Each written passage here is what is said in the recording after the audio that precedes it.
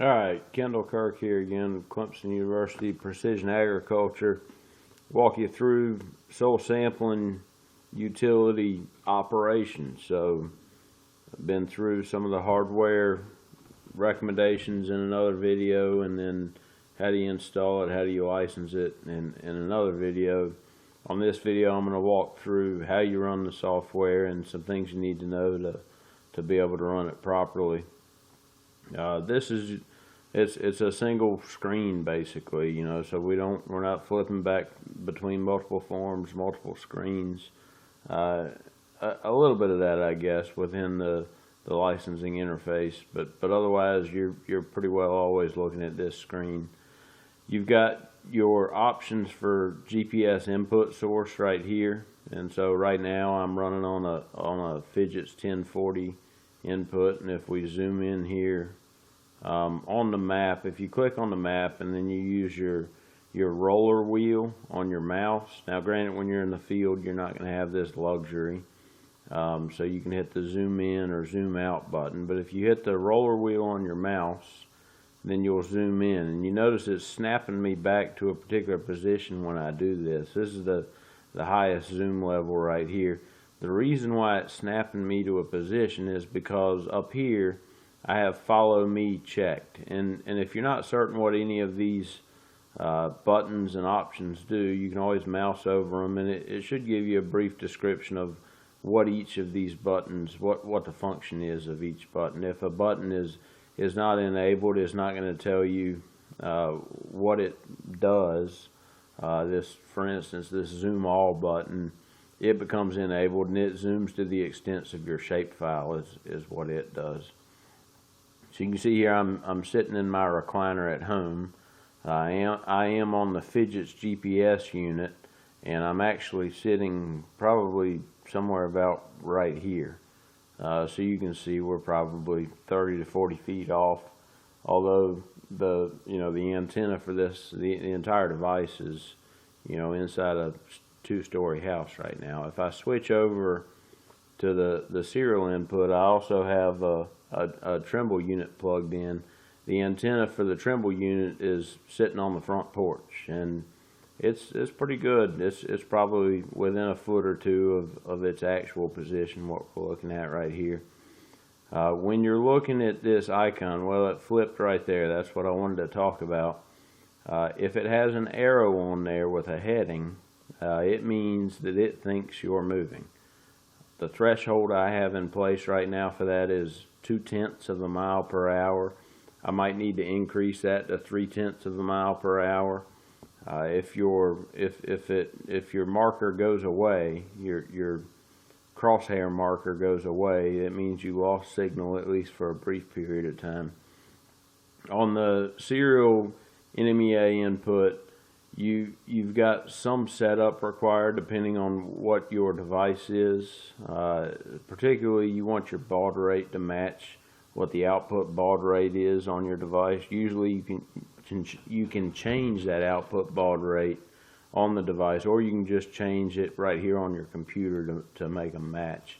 If you're ever looking at it and it looks like a bunch of nonsense characters coming through, then you are getting communication, but the baud rate is not set up right.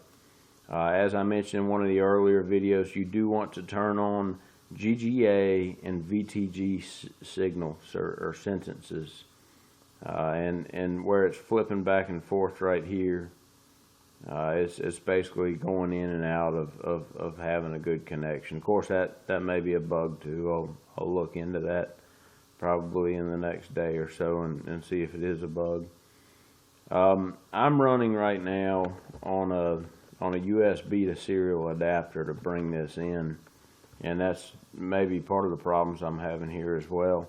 If I unplug, then I lose connection, so I'm going to unplug here on purpose to make the connection go away. And when you do that, it's going to give you a message, tell you what it thinks happened. It's probably not always right, and in some cases here, you'll be able to reconnect. Now it's telling me when I said okay, I lost the connection. Now it's telling me, well, you're specifying serial NEMA input, but you don't have a COM port on this machine at all. This computer, without this USB to COM port adapter, or to serial port adapter, I don't have any COM ports. And so it sees that, and it warns you and tells you that ain't going to work. You need to come up with a plan B, or otherwise get your COM port working again. And so I can hit OK here. Now I just plugged the COM port adapter back in, but well, of course, it's bugging out now. I'll look into what that bug is in just a little while. In the meantime, I'm going to get back up and running here. Hopefully that bug's gone by the time y'all run the software. So I've got the COM port plugged back in now. I'm going to go back to my serial NEMA input.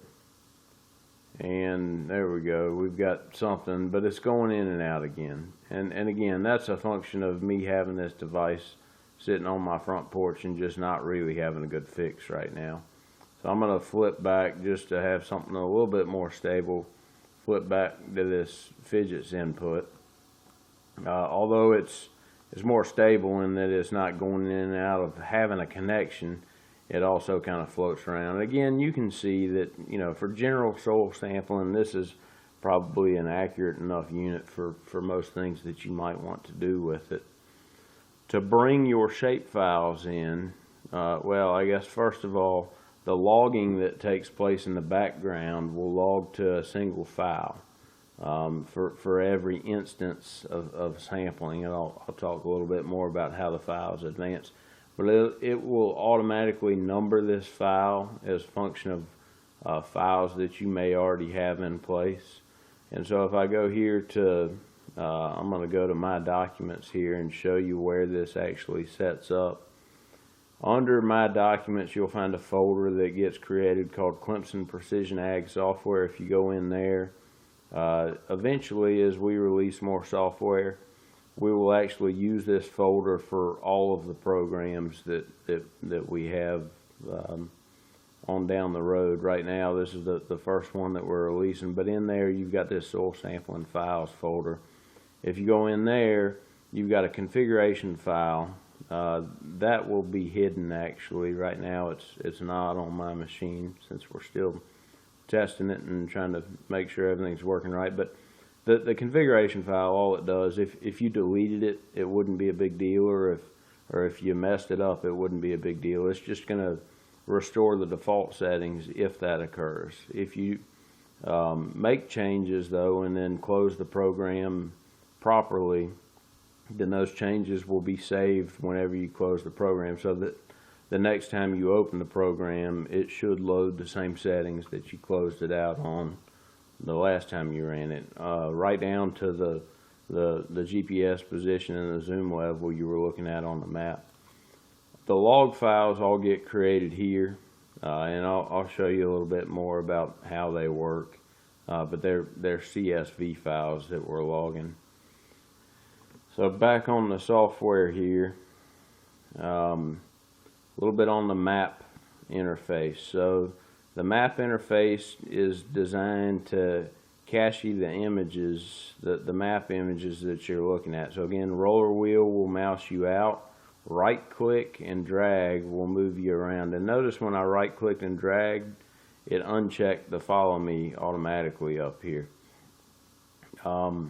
The satellite image is sort of a luxury. You don't have to have this satellite image to sample. Now granted, we're getting this satellite image off of internet connection right now. When you're in the field, chances are you are not going to have an internet connection, and the software excuse me, is generally designed for that. And a little bit about how that works. I'm gonna load a shapefile so that I know where I'm going in the field, and then I'm gonna turn off my wireless switch so that I lose internet connection, and you'll see what happens. So here's a particular field. Here's the shapefile for a particular field. You click on open file, you browse to where your shapefile is that either defines your grids or your zones. And what you want to do with this is zoom in the area you're going to be in. So if this is your farm, and this is actually the Edisto Research and Education Center in Blackville, what you can do is you can zoom around on this. So you're going to zoom in and give it a little bit of time to, I don't know if you can see on your video the squares that kind of radiate out from the center here. So you're going to zoom around and look at the fields that you might be in and sampling while you're on an internet connection. So, you know, the day before you go out, and it'll hold these until you reach the buffer capacity, and it starts rewriting the oldest stuff first, or overwriting the oldest stuff first in terms of these stored images. Now I'm going to cut my wireless switch off entirely, and I'm going to close the software and open the software back up, and you'll see that it stored those aerial images. So if the aerial images were something that you wanted to have in place, and to go back to where I was, I'm going to open that same shapefile. So now my wireless is off, and you can't see it here, but there's no connection available, it tells me. And you can see that for this area where I cached all those images, I've still got a good satellite view. So you do have the ability to get that satellite imagery despite the fact that you don't have an internet connection. I'm going to turn my switch back on in case we zoom to a different region here in a little while, get my internet connection back established. What you look at on this area here, you see a sampling group box. I'll talk more about this set list to current view later on, but it's showing you each of the zones that we have in place, and these are DPC zones. I don't have them actually numbered by sample ID. This is the actual DPC that's in each of those zones. For you, this would be your sample ID, and it's what's in this attribute right here. Now, if you open a shapefile that has more than one attribute in it, you have to specify which attribute you want to look at. So if you ever load a shapefile and it doesn't automatically pop it up on the map here, one of two things are going on. One thing that could be going on is a really big shapefile and it just takes a little while to load. The other thing that could be going on is it's waiting on you to specify which attribute you want. So always look over here. If this is disabled, if it's grayed out like this, then it means that it has, you know, loaded it properly. If it's enabled, it means that there's more than one attribute. You've got to hit this drop down, select the attribute you want, hit set attribute, and then it loads it on the map over here. Now, since I'm in Aiken, this is in Blackville, so I'm, you know, 20 miles down the road at least from where this field is to show you kind of how this works in the field. I'm going to switch over on this GPS source mode up here. I've got a mouse, it's called mouse demo, a simulated GPS input. And what it does is it spits out a GPS position according to where your mouse is on the map, and it tries to get a heading off of it according to where you were in the last second. And if you look up here in the top right corner in this current zone ID, as I move into these polygons, it's going to tell me which polygon I'm sitting in. And if we look over on the map legend here, you see the orange is 3.518, the blue is 5.5, the pink is 6.8. So when I move into the orange in the top right corner, it tells me what zone I'm in. So when I'm there, it's telling me that's the bucket or that's the sample bag that you want to put this particular sample in. When you're zone sampling, if you're not familiar with zone sampling, generally you're taking multiple cores out of one zone and making a composite out of those cores to all go into one bag. Usually you're looking at 6 to 8 minimum cores to have enough soil to fill up a bag. So as you're driving along, say on a four-wheeler, a gator, a pickup truck, however you're doing your sampling, you're going to go along and since it's touch screen, you can just reach out on your, if you have a touch screen, I guess I should say, you can reach out and just click the collect sample, or you can use your mouse to click collect sample, or you can hit control space when you're in the, you know, when you're at a position where you want to collect a sample. So when you hit control space, two things happen. One thing that happens is it puts a marker on the screen there for where you did that. So you can see there, if I back off of the point, you see the marker that's in place there. The other thing that's happening is it logs that point to this file name that we specified here. I encourage you, I didn't change this from field to something else, but I encourage you to really think about naming these log files on a field by field basis. So if you did have to go back and look at them for some reason, then you could. Part of the reason why we're generating this log file, well, there's several reasons for it, but one reason that we're generating it is, let's say you hired somebody to go do your sampling for you, and they're running this software. You can actually see where they went in the field, and you can see where they collected those samples in the field. So they can't just pull up to the corner of the field, fill up 3 bags of dirt, and then hand them to you, and you think you got what you need that's representative of that field. So it's a little bit of accountability, I guess, for your employees if you want to use it in that manner. You can also use this for other data collection. So there's a notes entry right here, and if I enter in a note here, I can say 0.678. Okay, so let's say I had a handheld green seeker and I'm driving through a field, not for soil sampling. I can go in and collect that point, or that's where I measured that 0.678, where I collected that point, and that actually gets logged to the file. I'll show you that later on. So you could use this software for things other than just soil sampling. I encourage you to think outside of the box within that. Another feature I want to point to you is this distance to the last point. So let's say that you wanted to go and collect a sample, I don't know, every 100 feet or every 200 feet or whatever it was, or you want to establish a grid. You're in the field and you don't have a pre-established grid, and you know what distance you need to travel to be on a 2.5 acre grid spacing. Well, you can pretty well lay that out right there in the field, and you can go to the centers of those grid points, travel the distance you need to travel, and then build your composite around that position. So I'm going to drive now as if we were zone sampling and go collect points on through the field.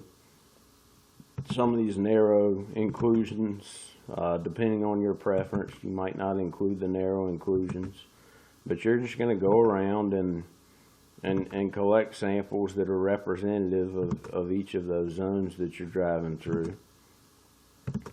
And you'll notice on the left there, as I'm doing this, that count is increasing. As I collect a point in each one of these zones, the count goes up.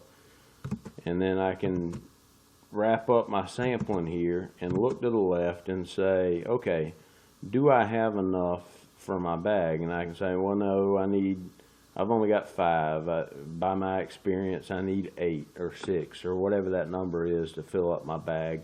So I don't have enough out of the blue zone, and you can look back to your map and you can say, okay, to be representative of the blue zone, what am I missing? And you can look and say, well, I could get one here, I could get one here, depending on where you are in the field at the time. Another thing I want to mention about the mouse demo input, another feature, a way that you could use this. Okay, so let's say the last point I collected was right here. All right, I'm going to drop a point right here. And then let's say that this was a bottom right here, where I couldn't drive the truck in there, I couldn't drive the gator in there, I couldn't drive the four-wheeler in there, whatever. So this point was collected based on my actual GPS coordinates that would not be on the mouse demo input. It would have been on the serial NEMA input, or it would have been on the fidgets input. But a real GPS input, in other words. But it's too wet for me to get here. But I can stand here and I can look and I can say, well, that's about, I'm going to walk over there about 100 feet or 200 feet or whatever it is. I'll say 100 feet in this case. And I'm going to take another sample. So at that point, you can switch it off of the fidgets or NEMA input to the mouse demo input and go from where you collected the last point by that distance, say, pace it off, however you want to do that, 150 feet.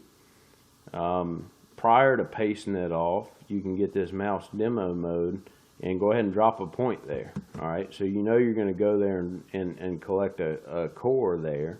So you can drop a point there, and then you get off your gator or four-wheeler, you walk that distance in that direction, not carrying the GPS or the laptop with you, just going over there to collect your core. And then you get back to the gator and you can switch it back to your fidgets input or to your NEMA input or whatever it is you want to switch it to, and continue your sampling. So, and that way you can sample areas and get a log, a record of areas that you sampled, that otherwise you might not have been able to get to. And then also you can know, if I walk 150 feet in this direction, am I going to be in this 6.8 zone or am I going to be in the 5.5 zone? One more thing on these zone colors here. If you look on the map settings, we can toggle the satellite image on and off. So if this gives you a little bit better view or a little better contrast when you're in the bright sun, that's one feature you've got there. You can change the border color if that's something that helps you to see things a little bit better in the field. You can turn the border width up and down if you wanted to here. That's this slider bar right here. And then the other thing you can do is you can toggle between color modes. So right now we're on a contrast mode. If I click this button, it switches to a transition mode. The transition mode allows you to set that transition to whatever you want. I like a yellow color to represent my lighter soil and a dark color to represent my heavy soil. But if you have another preference, you can just click these color bars right here, and you can change it, say, from a green transition into a red, if that's something that interests you. And it will save whatever you set it on here. If you close the program properly, if the program crashes, it won't save. But if you close the program successfully, then it will save whatever your last settings were, and next time you run it, it'll be running on those settings. A couple other features. Let's say I started sampling this field, but I wasn't quite done. So you notice here I'm on Solog 063, and this is part of the reasons why I encourage you to properly name the file. So let's say it starts raining, or I got to go pick up my kids, or whatever the case is. I can't finish the field today, or in this instance, I can close the program, I can shut it down, and I can come back in and run the program tomorrow or a couple days later, whenever it's convenient for you. And you can go back to that field. So you load that same shapefile to go to that field, and you say, well, now wait a second, where did I sample already? Well, you've got a button here that's to load markers from a previously recorded event. Now, when you load these markers, it is not going to update this list over here. It's not going to update the list, the count list. That's one feature that we may add down the road, but right now it's not doing that. So when you click this button, it's going to say, okay, which log file do you want to load? So I'm going to load that 063, the one that we just created. And when I double click it, at least now I can see where I have been. So if you wanted to pick up where you left off, you could go back in and do that. And so if you know, I'm again back in simulation mode here just to show you, if you wanted to go fill in some gaps, you could do that at this point right here. Let's see, let's say we get out of our zoom extents here. Let's say, you know, we're panning around or don't really, not really sure where our field was. When you load the shapefile, it'll zoom and center the shapefile, but if you zoom off of it, it might be hard to find. So you can hit this zoom all button. That zooms to the extent of the shapefile that's loaded. The other thing you can do is hit this button right here, the recenter map on current position button. When you click that, it's going to take you to where you are. And if you look here, I'm a good ways, here's the field. I'm a good ways from where that actual field is, and hopefully if you're soil sampling that field, that's not what you're going to see, because that means you probably loaded the wrong shapefile or you drove to the wrong place, one of the two things. And on the same token, I guess this follow me button, it's always going to put your position on the center of the map, and it's going to maintain your position on the center of the map. So you don't have to continuously update zoom level. You don't have to continuously pan. Now, you notice when I zoomed in there, it didn't flip over to it yet. It only does that on position change events. So when you're moving, it'll keep up with you. But if you're sitting still and you pan to another place or zoom to another place, it's not going to update until you do move. Let's see. Let's go back to where our markers are here. So I'm going to go zoom all. If we've got these markers on here, and let's say we inadvertently, I'm going to go back to simulation mode. Let's say we inadvertently hit a button. We're over here. We got our 5-year-old on the gator with us, and he's playing around, and he hits the button on the machine. And he's got these 3 points in here that weren't supposed to be there. Or, you know, you could have done this in the field as well. If you notice that you've got some points that aren't supposed to be there, this button here undoes or deletes the last marker. Now, anything that you cannot undo on here, we prompt you and we say, are you sure you want to do that? When we say, are you sure you want to do that, basically what we're saying is, once you do this, it's a done deal. So if you say yes, you notice it dropped that point off right there, and then I'm going to undo all 3 of them. On the same token, if we wanted to go to the next field now and sample on the next field, we're done with this field. We don't need to close out of the program and then reopen the program. We can simply hit this button that's got the X on it. That deletes all of the markers. Again, you can mouse over it and it'll tell you what it's going to do. When you click this one, it'll also advance the log file number. At that point, you would probably want to change your field name if you are going to another field. So you hit this button and then all the markers go away. And if we want to clear our shapefile out, you can either clear it out and load another one, or when you load another one, it's going to clear out the first one anyway. So that's really up to you how you want to handle that. I'm going to open one to show you one more feature of the software.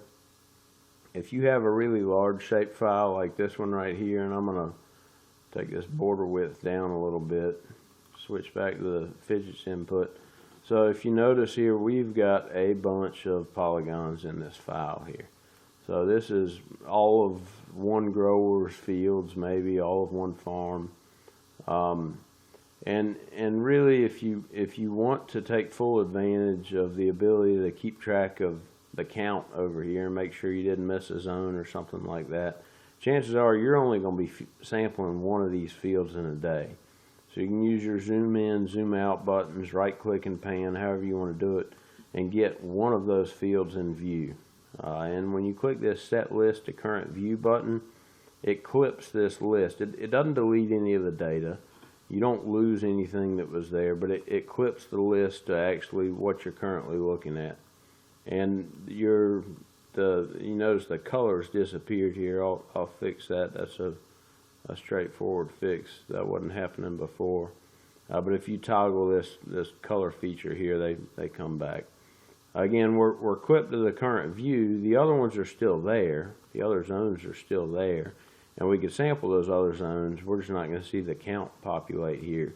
We will still see the current zone ID for whatever our position is, and I'll switch to demo mode, and you can see I'm still getting the zone ID in the top right corner as I mouse around in these other zones, despite the fact that what I'm actually looking at, let me pan back down, what I'm actually looking at on my list is just this field right here.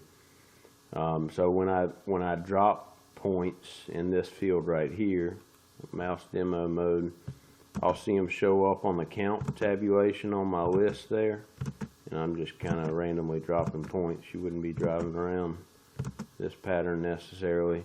So I see those show up on my count tabulation. I'm going to drop one right up here in this zone 124. Actually 124 is on the list, so it will show up.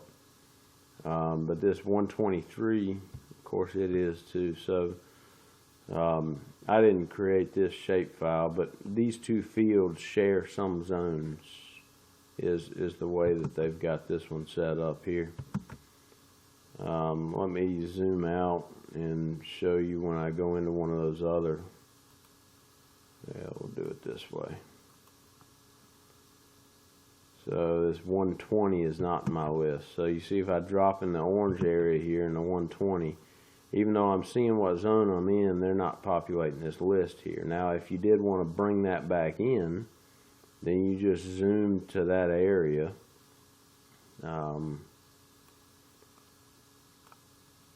So let's say we're moving on to this field, and we can clip it to that field. And now we've got everything. What shows up here is everything that's in view right now. So even if it has a tiny little piece of one, it's going to show up in that view.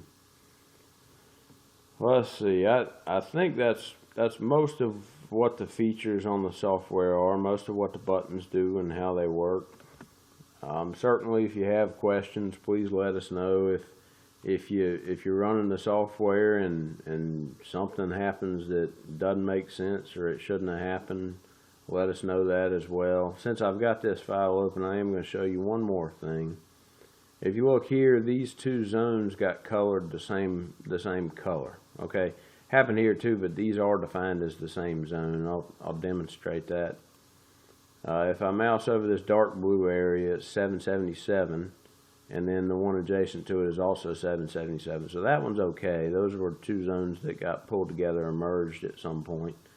And then if I mouse over this light blue one, it's zone 4. But then the one right next to it is zone 3. And so they got colored the same. The way this color assignment works, the way the color list works, is there are about 16 colors to work off of here. And those 16 colors get assigned sequentially through the full list, not through the clipped version of the list that we're working with.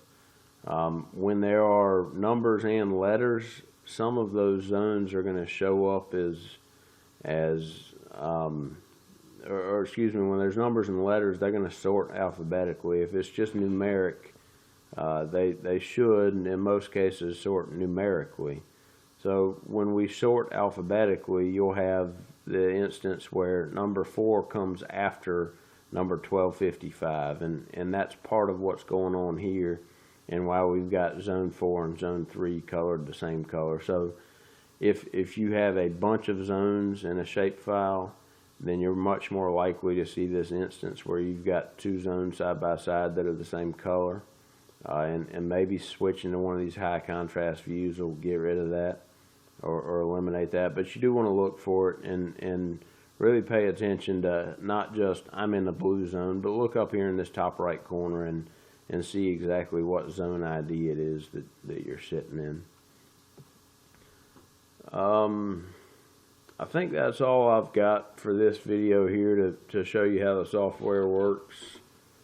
If we come up with some other things that I missed here, some features that we add, we'll certainly fill you in on those on other videos to come. Thank you for your time.